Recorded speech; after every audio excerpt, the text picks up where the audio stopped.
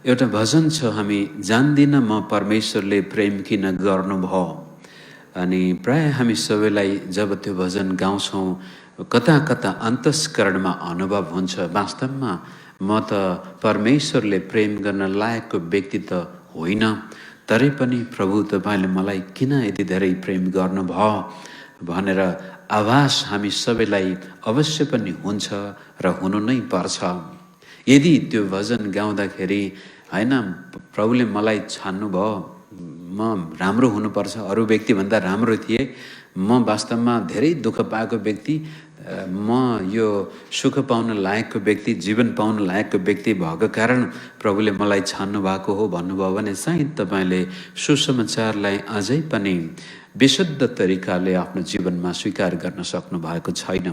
र त्यसै कारण आज हामी जसले ख्रीष्ट येशूलाई हृदयबाटै विश्वास गरेका छौं, हामीले त्यो शुद्धता, सुसमाचारको शुद्धतालाई जीवनमा कायम गर्न सक्यौं, त्यसलाई बुझ्न सक्यौं र त्यस अनुसार आफ्नो जीवनलाई अगाडि लैजान सक्यौं भनेदेखि परमेश्वरसँगको सम्बन्ध अझ गजबको अर्थपूर्ण र ममताले भरिएको हुन्छ। त्यसै कारण प्रश्न छ, हामी कस्तो परमेश्वरलाई प्रेम गर्दैछौं? सुसमाचारको शुद्धता भन्नु नै परमेश्वरले मलाई किन बचाउनु भयो? अनि यो प्रश्नको जवाबमा यदि म साह्रै दुखी थिए, सायद प्रभु टिठाउनु भएर बचाउनु भयो, म साह्रै धर्मी थिए, सायद प्रभुले मेरो असल काम देखेर बचाउनु भयो, कि म वास्तवमा अरूभन्दा राम्रो छु, सबै मानिसहरू नराम्रो छन्, अरूले मात्रै मेरो विरोध गर्छन्, म चाहिँ सबैको भलो चाहन्छु, चाहिँ त्यसै कारण प्रभुले मलाई बचाउनु भयो कि भन्नुभयो भनेदेखि हामीले सुसमाचारको शुद्धतालाई बुझ्न सकेका छैनौं। सुसमाचार आफैमा शक्तिशाली परमेश्वरको त्यो रहस्यमय शक्ति हो जसले हामीलाई यहाँसम्म ल्याइपुर्याएको छ। तर कहिलेकाहीँ हाम्रो पृष्ठभूमि, हाम्रो अनुभव, हाम्रो धर्म कर्म गर्ने चलन चल्तीमा कता कता यो परमेश्वरलाई विश्वास गरिसक्दा पनि सुसमाचारको शुद्धतालाई नबुझेको कारण परमेश्वरको प्रेमलाई कमाउनको लागि हामी धेरै परिश्रम गरिरहेका हुन सक्छौं। परमेश्वरको अनुग्रहलाई कमाउनको लागि, परमेश्वरको वास्ता फिक्री कमाउनको लागि हामी विभिन्न क्षेत्रबाट असल व्यक्ति बन्नको लागि प्रयास गरिरहेका हुन सक्छौं। त्यो राम्रो हो, नराम्रो होइन। असल व्यक्ति बन्न चाहनु निश्चय नै राम्रो कुरो हो। तर परमेश्वरले हामी असल व्यक्ति भएको कारण छान्नु भएको होइन। यसको मतलब हामी जहिले पनि खराबै व्यक्ति भइरहनु पर्छ भन्ने पनि होइन। तर यो सुसमाचारको शुद्धतालाई बुझ्नको लागि तीनवटा खण्डहरू त्यहाँ राखेको छु। हामी यस्तो परमेश्वरलाई विश्वास गर्दैछौँ जसले हामीलाई हाम्रो मुक्ति सित्तैमा दिनुभयो। हामीले कुनै प्रकारको मूल्य नचुकाइकन, हामी त्यसका योग्यका नहुँदै पनि त्यो सित्तैमा उपहार स्वरूप दिनुभयो भने त्यसपछि मुक्ति मात्रै दिने परमेश्वर होइन कि हामीलाई आफ्नो मुक्तिमा बचाइराख्ने परमेश्वरमा पनि हामीले विश्वास गरेका छौँ। त्यसपछि मुक्ति दिएर हामीलाई संसारबाट स्वर्ग लैजाने परमेश्वरलाई मात्रै नभएर यसै संसारमा बाँचुन्जेल पनि हाम्रो भौतिक जीवनमा हामीलाई चाहिँ वास्ता अनि फिक्री माया गर्ने परमेश्वरमाथि हामीले विश्वास गरेका छौं भन्ने कुराहरूलाई परमेश्वरको वचनका कुनै खण्डहरूबाट यहाँ म अगाडि लैजान चाहन्छु। पहिलो कुरो त उहाँले म जस्तो पापीलाई कुनै प्रकारको कन्डिसन बिना, कुनै प्रकारको शर्त बिना स्वयं आफ्नो प्रेमलाई प्रस्तुत गर्नको लागि मुक्ति दिनुभएको कुरो एफेसी 2 अध्यायको 8 र 9 पद हामी पढ्न प्रयास गरेका थियौं। तर तपाईसँग बाइबल छ भने खोलेर राख्नुहोस्, म पढेर यहाँनिर सुनाउँदै जानेछु। एफेसी 2 अध्यायको 8 र 9 पद। किनभने अनुग्रहबाट विश्वासद्वारा तिमीहरूले उद्धार पाएका छौ र यो तिमीहरू आफैबाट होइन, यो त परमेश्वरको वरदान हो, कर्महरूद्वारा होइन, नत्र त मानिसले घमण्ड गर्नेछ। हामी यस्तो परमेश्वरलाई विश्वास गर्दैछौँ जसले हामीलाई हामी अयोग्य हुँदाहुँदै आफ्नो अनुग्रहमा मुक्ति सित्तैमा उपहार स्वरूप दिनुभयो। हामी यस्तो परमेश्वरलाई विश्वास गर्दैछौँ जसले कुनै शर्त बिना तपाईँ र मलाई आफ्नो मुक्ति सित्तैमा उपहार दिनुभएको कुरो यहाँ देखिन्छ। त जब हामी अरू विभिन्न आस्थाबाट धर्मबाट ख्रीष्ट येशूमा विश्वास गर्न आउँदाखेरि हामीले सुरुका दिनमा चङ्गाईको अनुभव गरेका हुन सक्छौँ, परमेश्वरको आशिषको अनुभव गरेका हुन सक्छौँ, अथवा कुनै पनि अरू कारणवश हामी विश्वासमा आइपुगेका हुन सक्छौँ। तर त्यसपछि हामीले यो पनि बुझ्नुपर्ने हुन्छ कि यो परमेश्वर चाहिँ कस्तो खालको परमेश्वर रहेछ, किन चाहिँ पापीलाई उहाँले यस किसिमले मुक्ति दिनुभयो त भन्दाखेरि ताकि हामी हाम्रो पाप र अधर्मबाट पूर्ण रूपले मुक्ति पाउन सकौँ। किनभनेदेखि पापको ज्याला मृत्यु हो। पापमा गइसकेको मानिस कसैले पनि कुनै प्रकारले पनि आफैलाई मुक्तिमा ल्याउन सक्ने अवस्थामा नभएको कारण परमेश्वर त्यो पापी मानिसलाई स्वयं आफै मुक्ति दिन चाहनुहुन्छ। तर यदि यस्तो स्थितिमा जब हामी विश्वास गर्न आइपुग्दाखेरि पनि यो तथ्यलाई स्वीकार गर्नुको सट्टामा होइन म एकदमै धर्मी भएको कारण, मैले धर्म कर्म गरेको कारण, मैले असल काम गरेको कारण प्रभुले मलाई प्रेम गर्नुहुन्छ, प्रभुले मलाई माया गर्नुहुन्छ भन्ने भावनामा हामी गइदियौँ भनेदेखि त्यसले त्यसपछि हामीमा पाप मार्नुको सट्टामा पापको जन्म दिन्छ। जस्तै अन्तिममा कर्महरूद्वारा होइन नत्र त मानिसले घमण्ड गर्नेछ। अनि घमण्ड नै सबै प्रकारको पापको जरा हो, अहङ्कार नै पापको जरा हो। आदिकालमा आदमलाई पनि त्यही अहङ्कारको भावनाबाट शैतानिक शक्तिले पापमा फसायो। त परमेश्वर जस्तै हुनेछस्।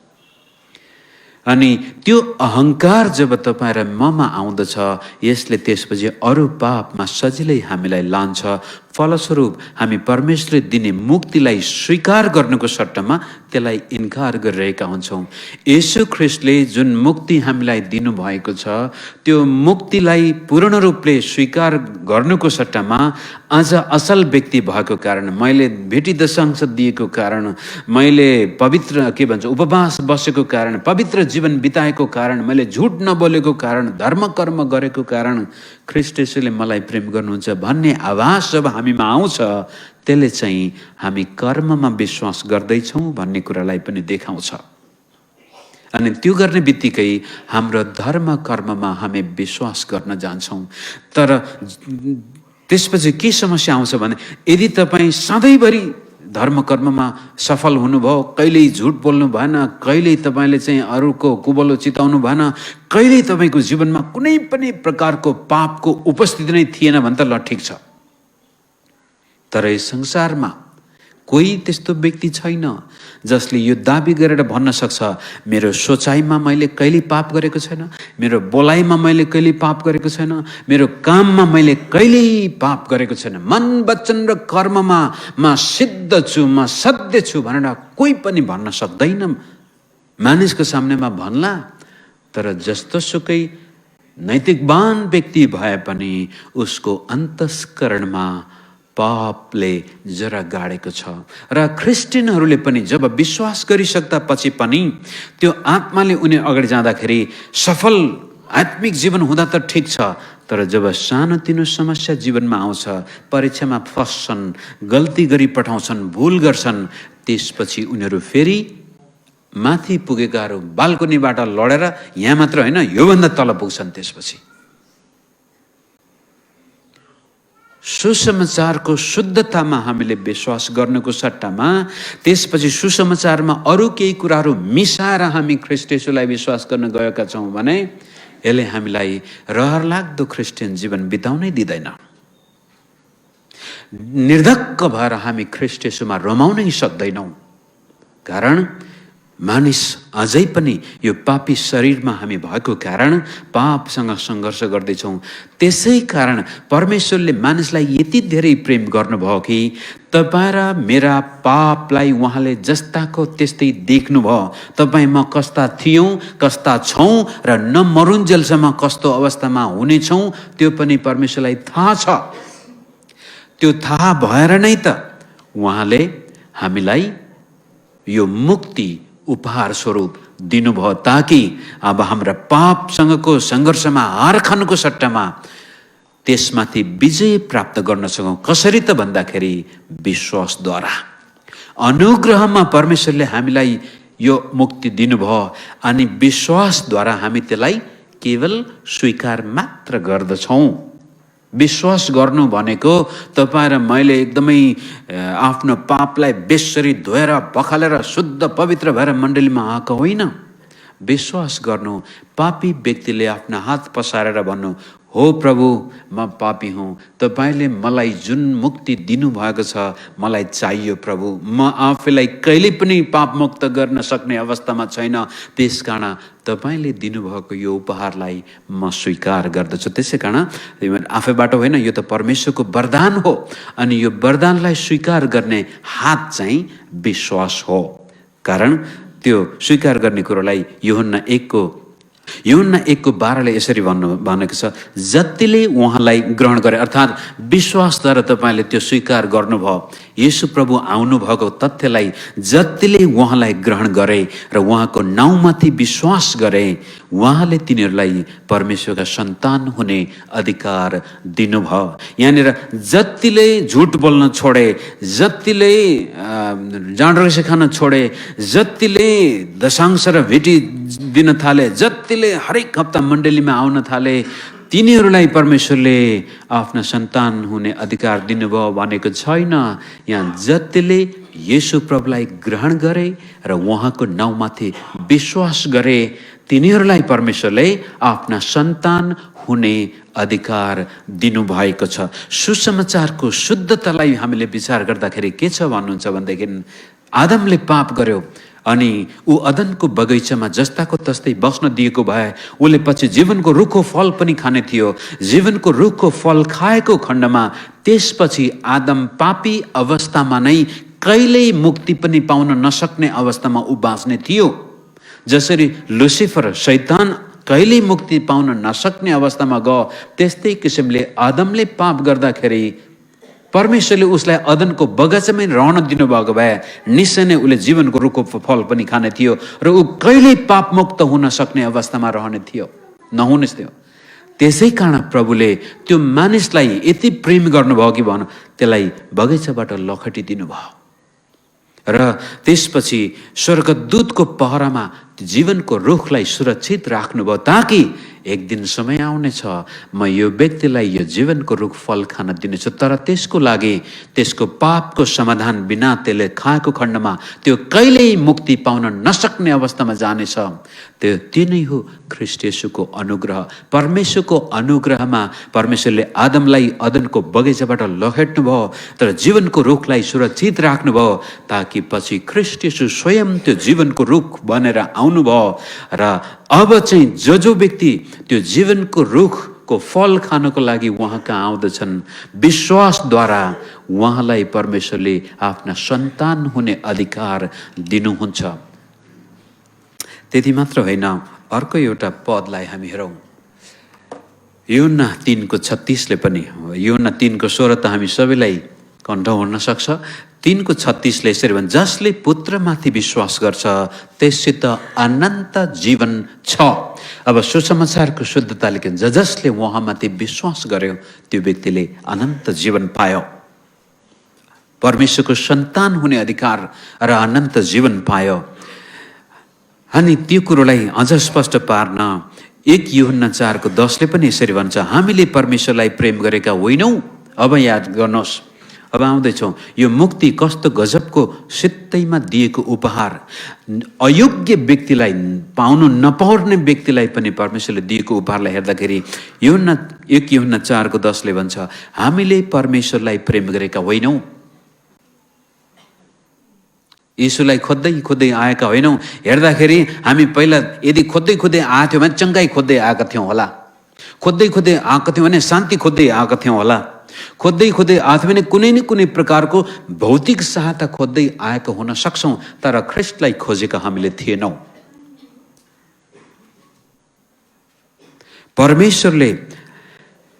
परमेश्वरलाई हामीले प्रेम गरेको होइन, तर उहाँले हामीलाई प्रेम गर्नुभयो र हाम्रा पापको प्रायश्चित हुनका निम्ति आफ्ना पुत्र पठाउनु भयो। यो हेर्दा तपाईँले किन हामीलाई सुसमाचार सुनाइरहेछ होला पास्टरले भन्नुभयो होला। तर यदि यो कुरोमा हामी चिप्लियौँ भनेदेखि त्यसपछि दिनको क्रिस्चियन जीवन पनि बडो डरलाग्दो, दुःखलाग्दो, अशान्तिले भरिएको, सङ्घर्षले भरिएको हुन्छ। तर यो तथ्यलाई जब हामी स्वीकार्छौँ, मैले परमेश्वरलाई प्रेम गरेको होइन रहेछौँ, वास्तवमा म हराएको अवस्थामा, म कहाँ थिएँ थाहै नभएको बेलामा परमेश्वर स्वयंले मेरो बारेमा सोच्नुभयो, जान्नुभयो, विचार गर्नुभयो। अनि त्यही कुरोलाई रोमी 5:8 भन्छ, तर परमेश्वरले हाम्रा निम्ति उहाँको प्रेम यसैमा देखाउनुहुन्छ कि हामी पापी छँदै ख्रिस्ट हाम्रा निम्ति मर्नुभयो। यो वाक्यांश यति महत्त्वपूर्ण छ कि तपाईँ र म मरेको अवस्थामा एफिसी 2:तिर गयो भने अझै थुप्रै यस्ता बाइबलका पदहरू हामी देख्दछौँ जहाँ यसले स्पष्ट पार्छ कि हामीले परमेश्वरलाई छानेका होइनौँ, छान्ने सक्ने अवस्थामा नै थिएनौँ। हाम्रो सोचाइ अँध्यारो, आँखा बन्द, कान बन्द, सबै संसारको शक्तिले हामीलाई अन्धा बनाइसकेको थियो, मरेका थियौँ। तर परमेश्वरले यति धेरै प्रेम गर्नुभयो, उहाँले तपाईँलाई देख्नुभयो। तपाईँले उहाँलाई देख्नुभन्दा अगाडि, संसारको उत्पत्ति हुनुभन्दा अगाडि नै परमेश्वरले हाम्रो बारेमा सोच्नुभयो भनेर बाइबलले भन्छ। र त्यसै अनुग्रहको सेरोफेरोमा तपाईँ र मैले पनि आज सुसमाचार सुन्न गयौँ। अनि यो सुसमाचार सुनाउने व्यक्ति पनि अचानक त्यत्तिकै अपरझट आएको होइन। परमेश्वरको पूर्व योजनामा कसरी कुनै व्यक्तिलाई मन लाग्यो, ओहो आज मैले यो व्यक्तिलाई सुसमाचार सुनाउनु पर्छ, अथवा यो व्यक्तिलाई भन्नु पर्यो चर्चमा जाउँ, अथवा यो व्यक्तिलाई भन्नु पर्यो यीशुमा प्रार्थना गर्दा बिरामी निको हुन्छ। त्यो मन, ती परिस्थितिहरू सिर्जना गर्ने काम पनि परमेश्वरकै अनुग्रह थियो। उहाँले तपाईँलाई देख्नुभयो र त्यसपछि आज यहाँसम्म आइपुग्नको लागि परमेश्वरले आफ्ना विभिन्न प्रकारका परिस्थितिहरू र व्यक्तिहरूलाई चलाउनु भयो। दुःख कष्ट आयो तपाईँको जीवनमा, त्यो पनि सायद परमेश्वरले नै हुन दिनुभयो ताकि त्यसको माध्यमबाट तपाईँले एक दिन जीवनको रुखलाई पनि हेर्न सक्नुहुनेछ। त्यो हामी पापी छँदै हामीलाई प्रेम गर्ने परमेश्वरमा हामीले विश्वास गरेका छौँ भनेदेखि त्यसपछि अब विश्वास गरिसकेपछि हामी अरू पापीलाई पनि प्रेम गर्न सक्छौँ। तर होइन धर्मीलाई मात्र प्रेम गर्ने परमेश्वरमा हामीले विश्वास गरेका छौँ भनेदेखि त्यसपछि आफू पनि हामी स्वधर्मी ठान्छौँ, हामी त स्वर्ग जाने मान्छे भन्छौँ, अनि अरू मानिसलाई पनि हामी प्रेम गर्नुको सट्टामा न्याय गर्न चाहन्छौँ। अरू यो तिमीहरू अधर्मी, पापी, म चाहिँ स्वर्ग जाने भनेर आत्मिक अहङ्कार, घमण्ड त्यहाँ पैदा हुन्छ अनि त्यसको अन्त्य फेरि पतन नै हुन्छ। त सुसमाचारलाई शुद्ध तरिकाले हृदयमा राख्न सकेको खण्डमा हामी कहिले पनि अहङ्कारी बन्दैनौँ, कहिले पनि आफ्नो स्वार्थलाई मात्र पूर्ति गर्नको लागि पाइला चालिरहेका हुँदैनौँ। कसरी हुन्छ? ख्रिस्ट येशूको प्रेम जो हाम्रो हृदयमा खनाइएको छ त्यो महसुस गरेको कारण अब त्यो प्रेम कसरी म अरूलाई व्यक्त गर्न सकौँ। एउटा क्रिस्चियनको लक्ष्य र उद्देश्य जीवनमा यो मात्रै हुनुपर्ने कि प्रभु जुन प्रेमद्वारा तपाईँले मलाई प्रेम गर्नुभयो, अब यो प्रेम म कसरी अरूलाई व्यक्त गर्न सकौँ। यदि त्यो भएन, यो हामी पापी छँदै हामीलाई प्रेम गर्ने परमेश्वरलाई हामीले विश्वास गर्नुको सट्टामा हामीले धर्म कर्म गरेर असल भएर बढी आत्मिक भएर मात्र प्रेम गर्ने परमेश्वरलाई हामीले विश्वास गरेका छौँ भनेदेखि त्यसपछि एक अर्कासँग मिलेर पनि बस्न सक्दैन। मण्डलीमा विभाजन हुनु कारण नै त्यहाँका विश्वासीहरूले सुसमाचारको शुद्धतालाई विशुद्ध बनाइसकेको छ। उनीहरूले येशू ख्रिस्टलाई यस्तो गजबले बिर्सिसकेका हुन्छन् कि अब त आफ्नै धर्म कर्म विश्वास गरेको कारण, आफ्नै प्रार्थना गरेको कारण, आफूले नै उपवास बसेको कारण, आफूले नै बाइबल पढेको कारण, आफूले नै सेवा गरेको कारण परमेश्वरले मलाई यति धेरै आशिष दिएको हो भन् ठान्न पुग्छौँ। र आफू जस्तो नभएको क्रिस्चियन देखेपछि तुरन्तै त्यसलाई चाहिँ यो त काम नलाग्ने व्यक्ति, यो त आत्मिक छैन, यो त अझै पनि संसारिक नै छ, यो यस्तो छ, त्यो त्यस्तो छ। हामी अरूको न्याय गर्छौँ, अरूलाई खसालेर बोल्छौँ, अरूको खुट्टा काट्न पनि पछि पर्दैनौँ। तर म पापी छँदै, म अयोग्य छँदै मात्र होइन, अहिले पनि तपाईँ र म अयोग्य छौँ। वास्तवमा भन्यो भने हामी पापैमा जन्मेका, अहिले पनि त्यसका योग्यका हामी होइनौँ, तर प्रभुले हामीलाई स्वीकार्नु भयो। अहिले नै ऐनामा आफैलाई हेर्नुभयो इमान्दार भनेदेखि अझै पनि हामीमा त्यस्ता अधर्मका कुराहरू छन्, कुविचारहरू छन्, कुभावनाहरू छन्, जसको परमेश्वरले पूर्ण रूपले लेखा लिएको खण्डमा कोही पनि उहाँको सामनेमा निर्दोष कहलिन सक्दैन। तर प्रभुले हामीलाई आफ्नो हात पसारेर आफ्नै सन्तान बनाउनु भयो। फरक यति मात्रै हो कि केही समय अगाडि, यता होइन होला, मैले अन्त कतै उदाहरण दिएको थिएँ। मेरो छोरा नजन्मिन्जेलसम्म बाउको प्रेम कस्तो होला भनेर महसुस गर्न मलाई गाह्रो भएको थियो। तर जुन दिन छोरा जन्म्यो त्यो दिनदेखि बाउको प्रेम यस्तो हुँदो रहेछ, आफ्ना छोराको लागि यस्तो हुँदो रहेछ। र नभन्दै परमेश्वरले हामीलाई एकदमै रहरलाग्दो छोरा दिनुभयो। र अहिले हामी एक आपस के भन्छ, एक अर्काबाट टाढा बस्नु परे तापनि जब आमा बाउलाई सानोतिनो बिरामी भएको यात्रा गर्नु पर्यो, के गर्नु पर्यो भन्दाखेरि उसले रात दिन मेहनत गरेर आफ्नो काम छोडेर पनि हाम्रो लागि ऊ जुनसुकै कुरो गर्नको लागि तयार हुन्छ। अनि हामीले कहिलेकाहीँ आफैलाई दुःख दिने कुनै प्रकारको काम गरेको उसले थाहा पाएपछि बेसरी गाली गर्छ। तिमीहरूलाई मैले भनेको होइन?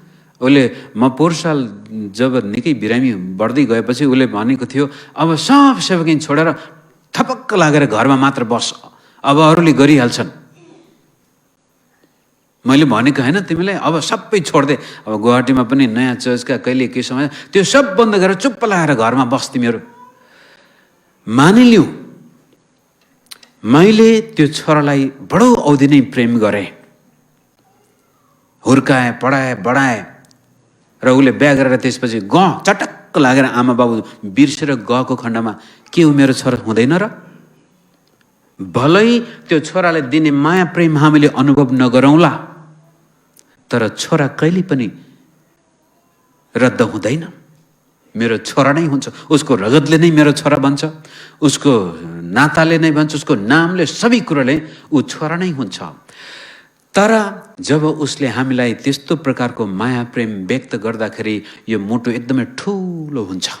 त्यस्तै किसिमले ख्रीष्ट येशूमा जब तपाईँ र मैले विश्वास गर्दाखेरि हामी अयोग्य थियौँ, नालायक थियौँ, काम नलाग्ने थियौँ, तर अहिले प्रभुले हामीलाई यति धेरै प्रेम गरेको कारण अब हामी कस्तो प्रकारको प्रत्युत्तर प्रभुलाई दिँदैछौँ। जब मेरो छोराले त्यस्तो वास्ता गरेको देख्दा त अब त छोराको लागि आफूसँग भएको 1 रुपियाँ पनि नराखेर दिन मन लाग्छ, छोराको लागि सर्वस्व दिन मन लाग्छ। तर यहाँ कतिपय छोराछोरीहरू आफ्नो अंश दिन मान्दैनन्, कारण छोराछोरीमा प्रेमको आदान प्रदान भएन, सद्भावको आदान प्रदान भएन।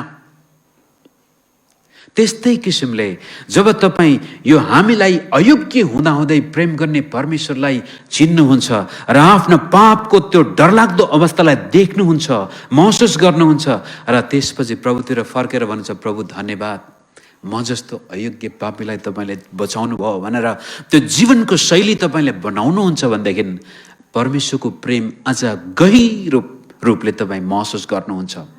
र तपाईँको व्यक्तिगत जीवन पनि जहाँ जाँदाखेरि पनि अरूलाई बिजाउँदैन, काँडा होइन, तपाईँ फुल बन्नुहुन्छ। त्यसपछि आज धेरै क्रिस्चियनहरू काँडाले भरिएका छन्, कारण उनीहरूले सुसमाचारको शुद्धतामा विश्वास त गरे भन्छन्, तर भित्र मन अन्तस्करणमा त्यो विश्वास छैन। अनि कता कता उनीहरू आफै आफ्नो प्रयासबाट आत्मिक बन्न खोज्छन्, आफ्नो प्रयासबाट उनीहरू क्रिस्चियन जीवन बिताउन खोजेको कारण उनीहरूको इच्छा पूर्ति हुन्जेलसम्म खुबै राम्रा हुन्छन्। जब उनीहरूको इच्छाको विपरीत कसैले केही काम गरिदिएपछि उनीहरू त्यसपछि तपाईँतिर फर्केर पनि हेर्दैनन्, स्वार्थको लागि मात्र आइरहेका हुन्छन्।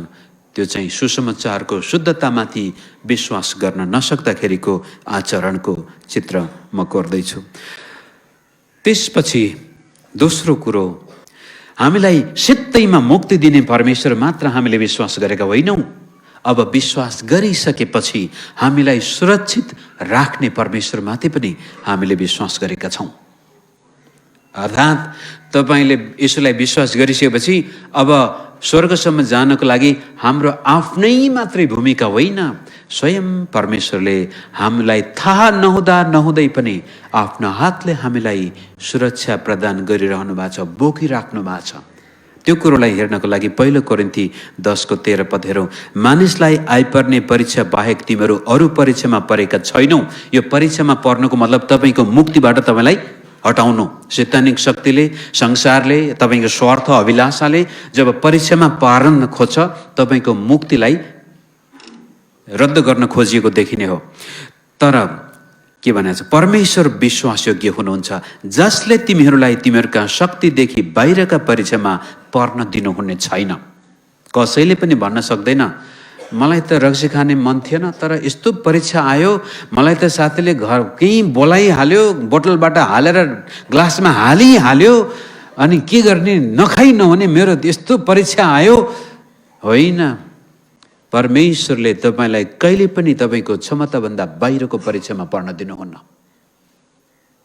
यदि तपाईँको बसभन्दा बाहिर छ भनेदेखि स्वयं परमेश्वरले आफ्नो हातले तपाईँलाई उचालेर त्यहाँबाट अन्तै लानुहुन्छ। तर जहाँसम्म तपाईँको क्षमता योग्यता छ, अब चाहिँ तपाईँको इच्छा अनुसार आफ्नो जीवनमा परमेश्वरलाई पहिलो स्थान दिनको लागि तपाईँको चाहना छ भनेदेखि परमेश्वरले तपाईँलाई उम्कने बाटो पनि यहाँ के भन्छ, तर तिमीहरूले सहन सकुन् भनेर परीक्षाको साथसाथै उम्कने बाटो पनि दिनुहुन्छ, यसरी तिमीहरू त्यसलाई खप्न सक्नेछौ। परीक्षा, समस्या, सतावट, सङ्कट, बाधा, दुःख, कष्ट यी सबैले तपाईँ र मलाई परमेश्वरको नजिकमा जानको लागि मद्दत गर्छन्। यदि त्यसलाई हामीले सकारात्मक रूपले लिएको खण्डमा, र यस्तो परीक्षा पनि आउन दिनुहुन्न परमेश्वर जसमाथि उहाँले हामीलाई उम्कने बाटो दिनुभएको छैन। अर्को शब्दमा भन्दाखेरि परमेश्वर तपाईँ र मेरो मुक्तिलाई सुरक्षित राख्नको लागि पनि कार्यरत हुनुहुन्छ। यो छोरालाई, यो छोरीलाई कहाँनिर मेरो आवश्यकता पर्दछ परमेश्वर पर्खेर बस्नु भएको छ। यसले कहाँसम्म मलाई विश्वास गरेको रहेछ, यसले कहाँसम्म मलाई प्रेम गर्दो रहेछ, यसले कहाँसम्म मेरो मार्गमा हिँड्न सक्दो रहेछ, यसले कहाँसम्म चाहिँ मलाई वास्तवमै इज्जत दिँदो रहेछ। परमेश्वर हाम्रा योग्यता क्षमतालाई हेर्नुहुन्छ र तपाईँको योग्यता क्षमतालाई भ्याउँदै पनि तपाईँ परीक्षामा पर्नुभयो भने परमेश्वरले तपाईँलाई इन्कार गर्नुहुन्न। अब यो भन्ने बित्तिकै फेरि पापमा जीवन बिताउनको लागि पापमै बसिरहेको त हुने रहेछ भन्नु भने यसको मतलब तपाईँले ख्रिस्टलाई वास्तवमै प्रेम गर्नु हुँदो रहेनछ।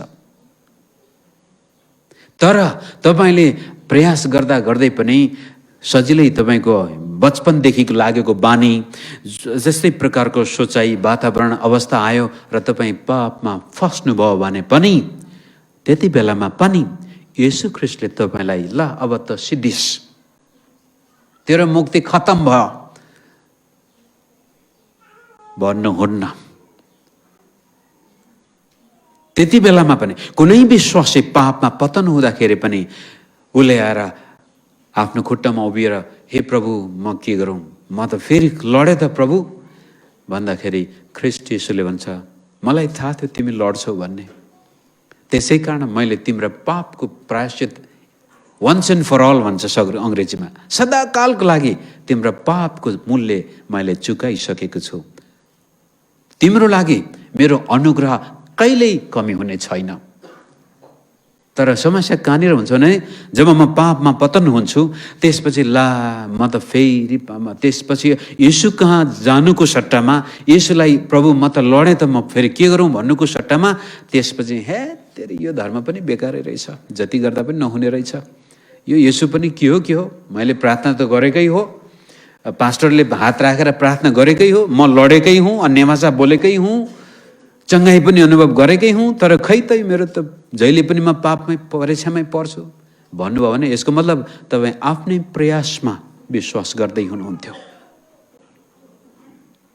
सित्तैमा दिएको मुक्तिलाई स्वीकार गर्नको सट्टामा तपाईँ कमाउने प्रयास गर्दै हुनुहुन्थ्यो। त्यसै कारण प्रत्येक पल्ट जब एउटा क्रिस्चियन विश्वासी कुनै प्रकारको परीक्षामा खस्छ लड्छ भनेदेखि तुरन्तै उठेर येशू प्रभुतिर फर्केर हेर्नुहोस् प्रभु म त लडेछु, माफ गर्नुहोस्, म के गरौँ, म कसो गरौँ भन्दाखेरि तैँले गर्नुपर्ने कुनै काम बाँकी छैन, सिर्फ एउटै मात्रै हो, तैँले ममाथि विश्वास गर्नुपर्छ, मेरो मुक्तिमाथि विश्वास गर्नुपर्छ, कल्भरी क्रुसको शक्तिमाथि तैँले विश्वास गर्नुपर्छ, सुसमाचारको शुद्धतामा तैँले विश्वास गर्नुपर्छ र तेरो अहिले मात्र लडेको होइन त नमरुन्जेलसम्म कतिचोटि लड्नेछस् त्यो पनि मलाई थाहा छ र पनि म तँलाई प्रेम गर्छु।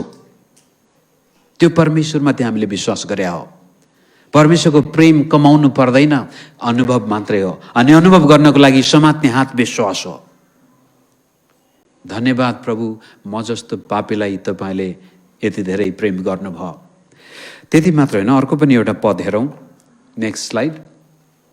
यूहन्ना 10:27-28 पनि हेरौँ। को छ त्यहाँ? भएको छ ल। यूहन्ना 10:27-28। मेरा भेडाहरूले मेरो स्वर सुन्छन् र तिनीहरूलाई म चिन्छु र तिनीहरू मेरो पछि आउँछन्। यीशु प्रभुले यूहन्ना 10 बडो गजबले आफ्नो प्राण म मेरो भेडाको लागि दिन आएको छु। शैतान त चोरु मारु र नाश गर्नु भनेको छ, म त जीवन दिन आएको छु, तर त्यो प्रशस्त मात्रामाको जीवन भन्दै गर्दाखेरि त्यसपछि निष्कर्षमा भन्छ म तिनीहरूलाई चिन्छु र तिनीहरू मेरो पछि आउँछन्, तिनीहरूलाई म अनन्त जीवन दिन्छु र तिनीहरू कहिल्यै नष्ट हुने छैनन्। याद गर्नुहोस्, ख्रीष्ट येशूमा विश्वास गर्ने व्यक्तिलाई प्रभु येशू प्रभुले दिने यो अनन्त जीवन कहिल्यै नष्ट हुने छैन जबसम्म तपाईँ यसलाई इन्कार गरेर फर्केर जानुहुन्न। विश्वास बिना चाहिँ सम्भव छैन। हाम्रो जीवनको कडी भनेको विश्वास।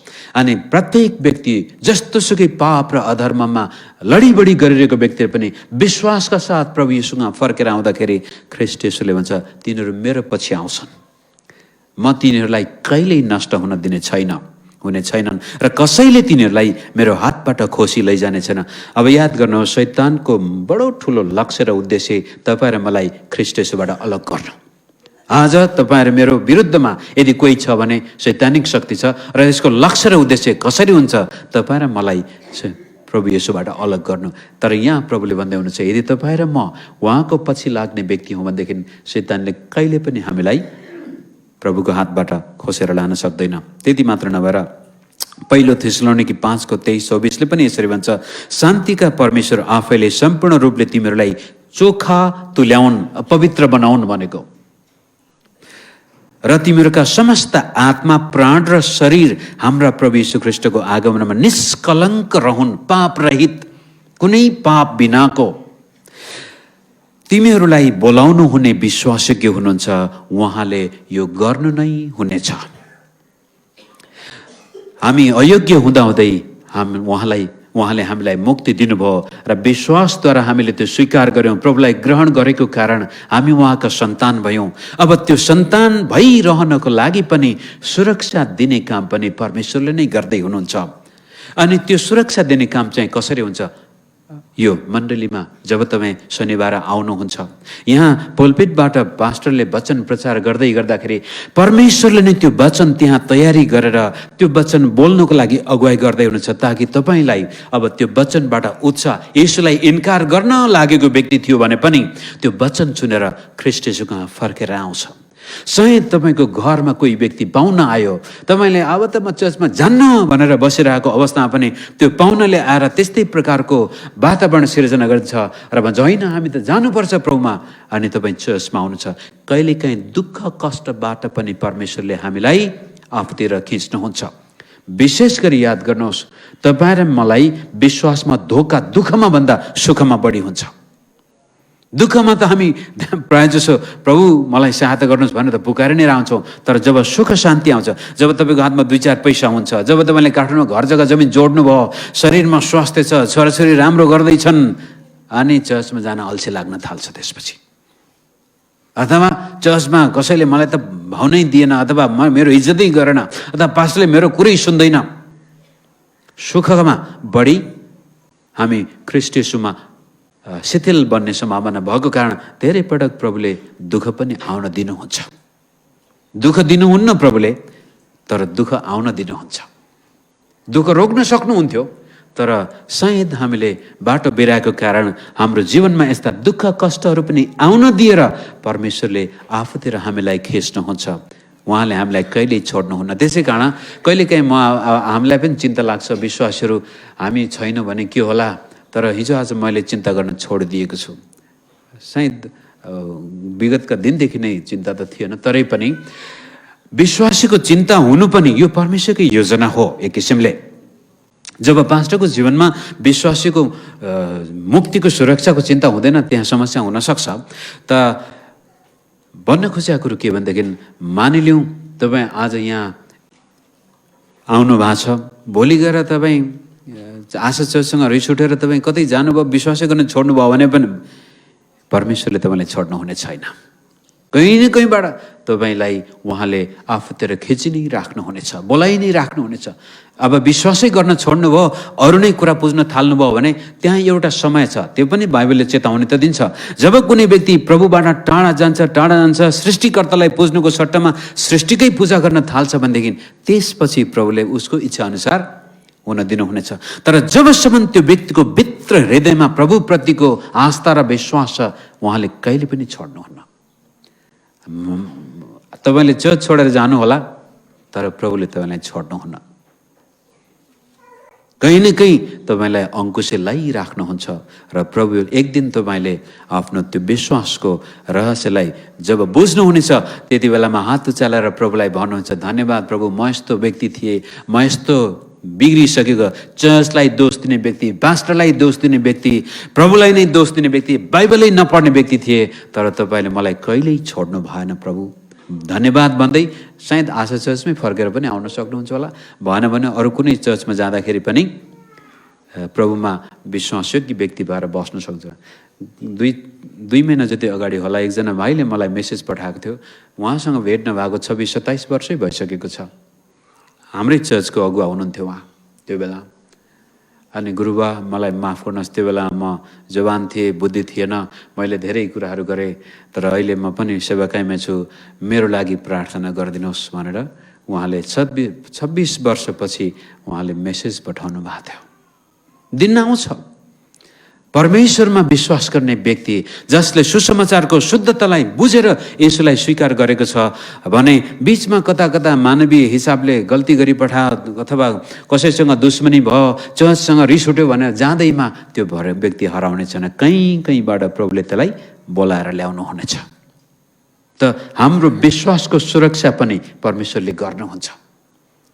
त्यो परमेश्वरमाथि हामीले विश्वास गर्छ। त्यसै कारण पहिलो थिस्सलुनीकी 5:23-24 भनेको त्यही हो। अन्तिम समय जब प्रभु येशूको सामने हामी उभिँदैछौँ, त्यति बेलामा मानिलिउँ ढिलो भइसक्यो, प्लेन दुर्घटना हुँदाखेरि अथवा अचानक कसैले गोली हानिदियो भनेदेखि तपाईँ मैले पश्चाताप गर्न पाएनौँ भने के होला?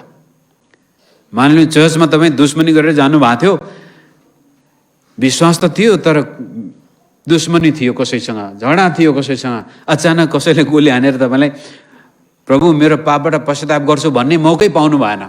स्वर्ग जाने कि नरक जाने? त्यति बेलामा पनि प्रभुले भन्नुहुन्छ, हो तैँले पश्चाताप गर्न पाइनस्, तर जुन दिन तैँले मलाई आफ्नो मुक्तिदाता पनि स्वीकार गरेको थिइस्, जुन दिन तैँले मलाई ग्रहण गरेको थिइस्, त्यसै दिन त मेरो सन्तान भएको कारण मैले तँलाई सुरक्षित राखेको छु र तेरो यो अधर्मलाई पखाल्नको लागि पनि मैले कल्भरी क्रुसमा बगाएको रगत अहिलेसम्म ताजा छ, पर्याप्त छ। अन्त्यको दिनमा पनि जब हामी ख्रीष्ट येशूको सामनेमा उभिँदाखेरि हामीले भुल गल्ती गरेका थियौँ, पापबाट पश्चाताप गर्न बिर्सेका थियौँ भने पनि त्यति बेलामा ख्रीष्ट येशू स्वयं हाम्रो सट्टामा उभिनु हुनेछ, जसरी अहिले उभिनु भएको छ। हाम्रो सट्टामा ख्रीष्ट येशू उभिनुहुन्छ। यस्तो प्रकारको परमेश्वरमा तपाईँले विश्वास गर्नुहुन्छ भनेदेखि तपाईँ साँच्चै नै काँडाले भरिएको विश्वासी होइन, फुलले भरिएको विश्वासी हुनुहुन्छ। त्यसपछि हामीलाई हाम्रो भौतिक जीवनमा पनि वास्ता गर्ने परमेश्वर हुनुहुन्छ भनेर म यो सन्देशलाई यहाँ राख्न चाहन्छु। स्वर्ग लानको लागि मात्र होइन, तपाईँ र मेरो अहिलेको दुःख कष्टसँग पनि प्रभु परिचित हुनुहुन्छ। तर कतिपटक हामी सुसमाचारको शुद्धतालाई ख्यालै गर्दैनौँ, आफ्नै धर्म कर्ममा बढी ख्याल गर्छौँ, आफ्नै पाप र अधर्ममा बढी ख्याल गर्छौँ, मानिससँगको दुश्मनीसँग बढी ख्याल गर्छौँ, मानिसले मेरो चित्त दुखायो, यो गर्यो त्यो गर्यो, त्यसैमा बढी ध्यान दिएको कारण परमेश्वरले अहिले मलाई वास्तवमै भौतिक जीवनमा वास्ता गर्नुहुन्छ भन्ने त्यो विश्वासमा उभिन पनि हामी नसकिरहेका हुन सक्छौँ। परमेश्वर तपाईको दुःख देख्नुहुन्छ, चाहे त्यो आर्थिक दुःख होस्, चाहे त्यो रोग ब्याजको दुःख होस्, चाहे त्यो वैवाहिक दुःख होस्, चाहे त्यो छोराछोरी आमा बाबु बीचको बेमेलको दुःख होस्, चाहे शत्रुताको दुःख होस्, छिमेकमा कस्तो प्रकारको दुःख कष्टबाट हामी जाँदैछौँ, हाम्रो भौतिक जीवनमा पनि परमेश्वर वास्ता गर्ने परमेश्वर हुनुहुन्छ। सिद्धान्तमा मात्र हामीले विश्वास गरेका होइनौँ, यो त जीवन जिउने शैली हो। त्यो हेर्न हामी एक दुईवटा पद पढेर तपाईँसँग कण्ठ भएकै पदहरू हुन्। मत्ती 6:31बाट पढौँ। यसकारण के खाउँला कि के पिउँला कि के पहिरौँला भनेर फिक्री नगर, किनकि अन्य जातिहरूले यी सब थोक खोज्दछन् र तिमीहरूका स्वर्गमा हुनुहुने पिताले तिमीहरूलाई यी सबै थोकको खाँचो छ भनी जान्नुहुन्छ। अब यो पदभन्दा अझ हामीलाई सान्त्वना दिने पद कस्तो होला? मलाई के चाहिएको छ त्यो जान्ने परमेश्वर हुनुहुन्छ। थाहा छ हामीलाई मानसिक तनाव छ कि, हामीलाई आर्थिक तनाव छ कि, सम्बन्धमा तनाव आएको छ कि, भविष्यको डर चिन्ता छ कि, यो सबै कुराहरू प्रभुलाई थाहा छ। त्यसै कारण उहाँले भन्नुहुन्छ, तर पहिले उहाँको राज्य र उहाँको धार्मिकताको खोजी गर र यी सबै थोक तिमीहरूका निम्ति थपिनेछन्। भूल चाहिँ हाम्रो कहाँनिर हुन्छ भन्नुहुन्छ भनेदेखि, जब समस्या आउँछ, आपद विपद आउँदाखेरि हामी परमेश्वरको राज्य खोज्नुको सट्टामा आफ्नै समस्याको समाधानको पछि लाग्छौँ। जसै केही समय अगाडि मलाई यहाँ आउनुभन्दा अगाडिसम्म पनि निरन्तर हामी अस्पतालमा थियौँ।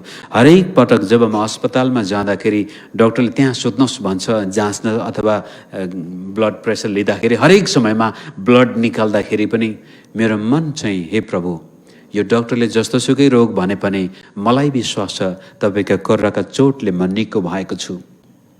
तपाईँ मेरा रोग बोक्ने परमेश्वर हुनुहुन्छ, तपाईँ मेरा शरीरमा चङ्गाई दिने परमेश्वर हुनुहुन्छ। घटिकमी अभाव छ, मानिलिउँ छोराछोरीलाई चामल छैन पकाएर खुवाउनुको लागि भने पनि त्यति बेलामा पनि त्यो व्यक्तिले आफ्नो मस्तिष्कबाटै हृदयबाटै परमेश्वरको वचनलाई, भए परमेश्वर तपाईँले भन्नुभएको छ के खाउँला र के पिउँला भनेर चिन्ता नगर, तर प्रभु हेर्नुहोस् त मेरो किचनमा त भाँडा खाली नै छ, तपाईँले अवश्य पनि जुटाउनु हुनेछ भनेर म विश्वास गर्छु भनेर तपाईँमा एक छाक खानेकुरा नहुँदाखेरि पनि त्यो विश्वास व्यक्त गर्न सक्ने व्यक्ति हामी भयौँ भनेदेखि परमेश्वरले हाम्रा आर्थिक कुराहरूमा पनि चमत्कार गर्नुहुन्छ। तर पर्खिन सक्दैनौँ। मत्ती अर्को स्लाइडमा मत्ती 7:7-8 पनि त्यही छ। माग त तिमीहरूलाई दिइनेछ, खोज त तिमीहरूले भेट्टाउनेछौ, ढकढक्याउ त तिमीहरूका निम्ति ढोका उघारिनेछ, किनकि जसले माग्छ त्यसले पाउँछ, जसले खोज्छ त्यसले भेट्टाउँछ, जसले ढकढक्याउँछ त्यसको निम्ति ढोका उघारिनेछ। त यति साह्रो एउटा खाली चेक काटेर प्रभुले दिइसक्नु भएको छ हाम्रो हातमा, तर हामी त्यो चेकमा भर्नको लागि हिचकिचाउँछौँ, किनभनेदेखि सुरुवातमै हामीले सुसमाचारको शुद्धतामा विश्वास गर्नुको सट्टामा आफ्नै धर्म कर्ममा विश्वास गर्ने व्यक्ति, आफ्नै आत्मिक जीवनमा विश्वास गर्ने व्यक्ति भएको कारण के हुँदो रहेछ भन्नुहुन्छ पछि गएर, अब यो आवश्यकता त छ तर मेरो प्रार्थनाको जवाब प्रभुले दिनुहुन्छ होला र भनेर शङ्का उत्पन्न हुन्छ। त्यसमा मैले भन्दा त बरु पास्टरले प्रार्थना गरिदियो भने हुन्छ कि भनेर हामी चर्चमा पछि पास्टर कहाँ प्रार्थना गर्न माग्न आउँछौँ। तर त्यसको सट्टामा हाम्रो अन्तस्करणबाटै यो विश्वास हुनुपर्छ कि प्रभु मेरा मागेका कुरा तपाईँ दिनुहुनेछ। तपाईँले भन्नुभएको छ माग, त्यस कारण म माग्दैछु। हाम्रा भौतिक आवश्यकताहरूमा सहायता गर्न परमेश्वर तयार हुनुहुन्छ, तर त्यसको लागि पनि विश्वास चाहिने विश्वास नै हो। माग त तिमीहरूलाई दिइनेछ। हामीलाई के चाहिएको छ त्यो माग्नको लागि पनि प्रभुले, हुन त प्रभु जान्नुहुन्छ, तर जानिसकेपछि पनि हाम्रा मनका चाहना पनि प्रभु सुन्न चाहनुहुन्छ। विश्वास भनेको नै तपाईँले आफ्ना चाहनालाई व्यक्त गर्नु। जसरी मुक्तिको लागि पहिलो पटक तपाईँले सुसमाचार सुनाउनु भयो कसैले, अनि तपाईँले चाहना गर्नुभयो नि, हो म स्वीकार गर्दछु अनि यसलाई ग्रहण गर्न। त्यस्तै किसिमले भौतिक क्षेत्रमा परमेश्वरको सहयोग महसुस गर्नको लागि पनि हाम्रा आवश्यकताहरूलाई लगेर प्रभु कहाँ बताउँदाखेरि के भन्दैछौँ, म विश्वास गर्छु प्रभु तपाईँले सक्नुहुन्छ, तपाईँले गर्नुहुनेछ, मेरो चङ्गाई तपाईँको हातमा सम्भव छ, मलाई आर्थिक कुराहरू जुटाउने काम, मेरो कतिपय जागिरको लागि धेरैजना हामी भविष्यको लागि जवानहरूको लागि विशेष गरी मनपर्ने काम हामीलाई चाहिएको हुन्छ। कतिजनाको विवाहको प्रार्थनाको विषय हुनसक्छ। विभिन्न प्रकारका आफ्ना आवश्यकताहरू पनि प्रभु कहाँ लगेर प्रस्तुत गर्न सक्यौँ भने त्यसले के देखाउँदैछ, तपाईँ विश्वास गर्दै हुनुहुन्छ। माग त तिमीहरूलाई दिनेछ। येशू प्रभुले अझ बडो गजबले यूहन्ना 14:13-14 तिमीहरूले मेरो नाउँमा जेसुकै मागे तापनि पुत्रमा पिताको महिमा होस् भनेर म त्यो गर्नेछु। तिमीहरूले मेरो नाउँमा कुनै थोक माग्यो भने म गरिदिनेछु। अनि 15:7 पनि यदि तिमीहरू ममा रह्यो र मेरा वचन तिमीहरू भरमा त्यसपछि तिमीलाई जे इच्छा लाग्छ त्यो तिमीहरूका निम्ति गरिनेछ।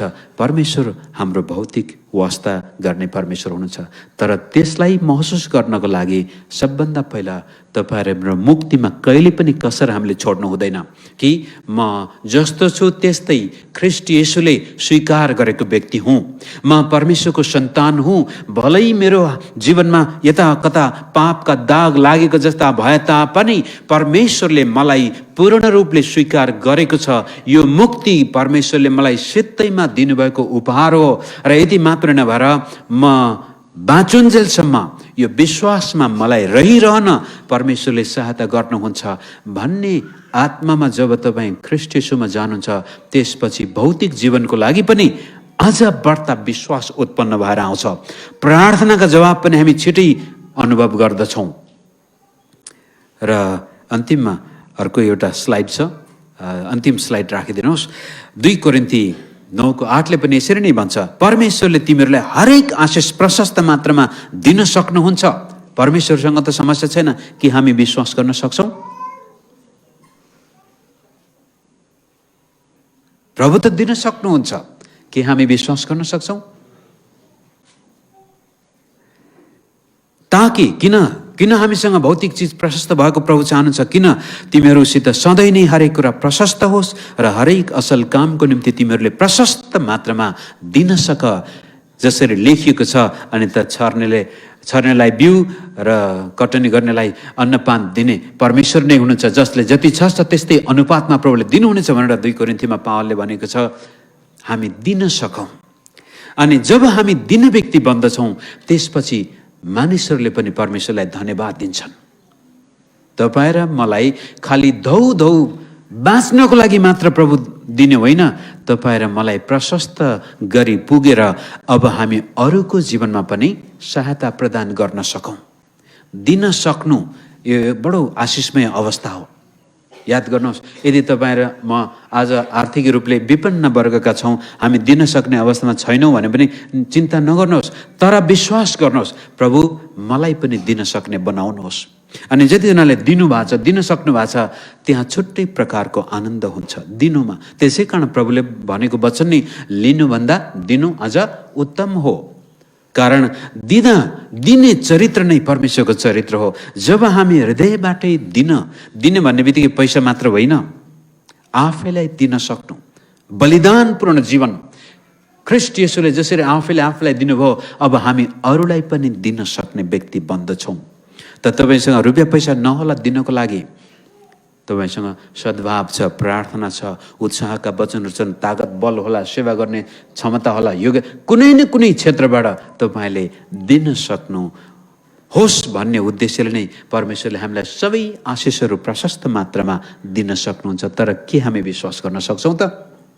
विश्वास सबै कुराको कडी हो। अन्तिम पद पढेर म यहाँ छोड्छु। हिब्रू 11:6 र मर्कुस 9:23 विश्वास बिना परमेश्वरलाई प्रसन्न पार्न असम्भव छ। अब म पापी हुँ तर येशूलाई विश्वास गर्दिनँ भने म कहिले पनि ख्रीष्ट येशूलाई प्रसन्न पार्न सक्दिनँ। म धर्मी हुँ तर ख्रीष्टलाई विश्वास गर्दिनँ भनेदेखि म कहिल्यै परमेश्वरलाई प्रसन्न पार्न सक्दिनँ। विश्वास बिना परमेश्वरलाई प्रसन्न पार्न असम्भव छ, किनकि जो परमेश्वरको नजिक आउँछ त्यसले परमेश्वर हुनुहुन्छ र उहाँलाई खोज्नेहरूलाई उहाँले प्रतिफल दिनुहुन्छ भन्ने पक्का विश्वास गर्नुपर्छ। अलिअलि मात्र होइन, पक्का विश्वास गर्नुपर्छ। र मर्कुस 9:23ले भने विश्वास गर्नेका लागि सबै कुराहरू सम्भव छन्। त मुक्ति पनि हामीले विश्वासबाट अनुभव गरेका हौँ र हाम्रो क्रिस्चियन जीवन जबसम्म प्रभु यीशुलाई भेट्दैनौँ तबसम्म विश्वासबाटै हामी सुरक्षित छौँ भनेर ढुक्क बस्नुहोस्। भोलि गएर तपाईँको जीवनमा परीक्षा आयो, पापमा पतन हुनुभयो भन्दाखेरि ओहो मेरो मुक्ति त खत्तम भयो, मलाई त परमेश्वरले प्रेम गर्नु हुन्न कि क्या हो भनेर शङ्का गर्नको सट्टामा त्यो पापको धुलो टकटकाएर फेरि प्रभुतिर फर्केर हे प्रभु हेर्नुहोस् त म त फेरि यसैमा पो छु त भन्दाखेरि प्रभुले भन्नुहुन्छ छोरा छोरी चिन्ता नगर, तिमी हिँड्दै गर, जतिचोटि लड्छौ लडे पनि तर उठ्न चाहिँ बन्द नगर, उठ्दै अगाडि सर्दै जाऊ, म तिम्रो हात समात्दै एक दिन तिमीलाई तिम्रो पापबाट पूर्ण रूपले म छुटकारा दिएको अनुभव पनि दिलाउने छु भनेर स्वयं प्रभुले तपाईँलाई आफ्नो काँधमा बोकेर लैजानुहुन्छ। र त्यसपछि भौतिक जीवनमा पनि परमेश्वरले तपाईँ र मेरा सबै आवश्यकताहरू जान्नुहुन्छ। तपाईँलाई के खाँचो छ त्यो पुरा गर्न प्रभु तयार हुनुहुन्छ, तर त्यसको लागि विश्वासका साथ आफ्नो इच्छा जाहेर गर्नुहोस्।